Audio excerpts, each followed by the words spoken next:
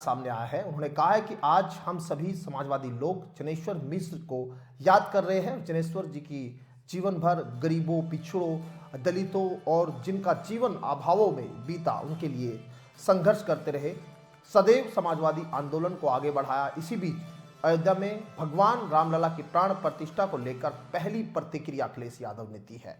क्या कुछ कहा, एक बार सुनिए।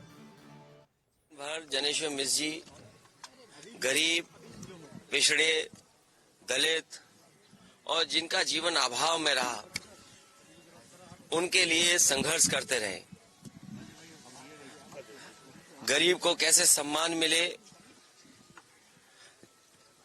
कई भेदभावों से ऊपर हट करके जनेश्वर मिश्र जी ने हमेशा समाजवादी आंदोलन को आगे बढ़ाया।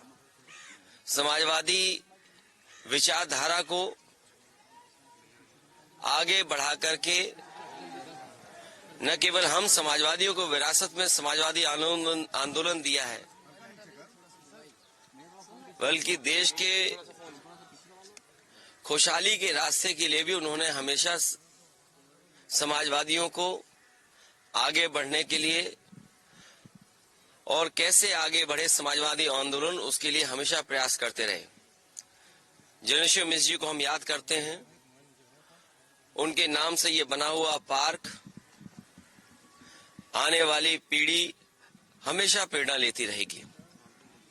सर, आज राम मंदिर की प्राण प्रतिष्ठा हो रही है, आपने भी आज एक सुबह ट्वीट किया था। भगवान श्री राम और आज प्राण प्रतिष्ठा का जो कार्यक्रम है,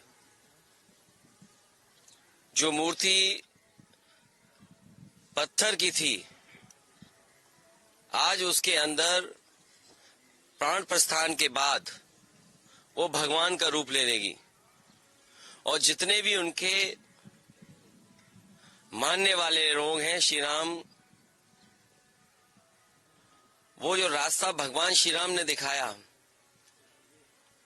मर्यादा पुरुषोत्तम राम कहे गए, जो रीति नीति और मर्यादाओं का सम्मान करते हैं, वो डिवोटी सबसे करीब भगवान श्री राम के होते हैं। राम राज्य की स्थापना की बात हो रही है, कैसे संभव होगा? मैंने पूर्व में कहा कि आज के बाद जो पत्थर की मूर्ति थी उसमें प्राण आ जाएंगे। हम सब उनको उसी भाव से देखेंगे कि वो जिसमें हम साधना करेंगे। अब हमें उम्मीद है कि समाज और देश, जो मर्यादा पुरुषोत्तम जी ने राम राज्य की कल्पना की थी, जहाँ गरीब दुखी न रहे, नौजवान खुशहाल हो, आगे बढ़े और सब खुश हो, सब प्रसन्न हो, उस रास्ते पर चलेंगे सब। सर, आज राहुल गांधी को मंदिर में दर्शन करने जा रहे थे, अपनी यात्रा के दौरान उनको रोक दिया गया है, वो धरने में बैठे हैं। जहाँ सम्मान न मिले वहाँ जाना नहीं चाहिए। सर, एक हत्या हुई कल नोएडा में बहुत बुरी तरह से मोटरसाइकिल से घसीट कर मारा गया है। इस राम राज्य के बारे में मतलब कुछ कहेंगे सर आप? कहाँ पर? नोएडा में कल एक लड़के को चाकू से मारा गया, फिर उसको मोटरसाइकिल से घसीटा गया। देखिए, वो समय नहीं है उन बातों को चर्चा करने के लिए।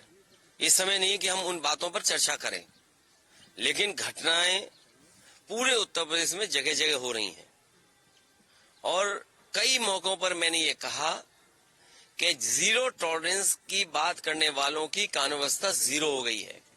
न केवल नोएडा बल्कि आजमगढ़ से खबर आई थी कि एक व्यक्ति को पीट पीट करके पुलिस ने उसको मार दिया। तो जो प्रदेश कस्टोडियल डेथ में नंबर 1 हो, माताएं बहनें सबसे ज्यादा असुरक्षित हों, बेरोजगारी बड़े पैमाने पर, घर घर में बेरोजगार बैठे हों, तो सोचिए हमें किस रास्ते पे चलना होगा।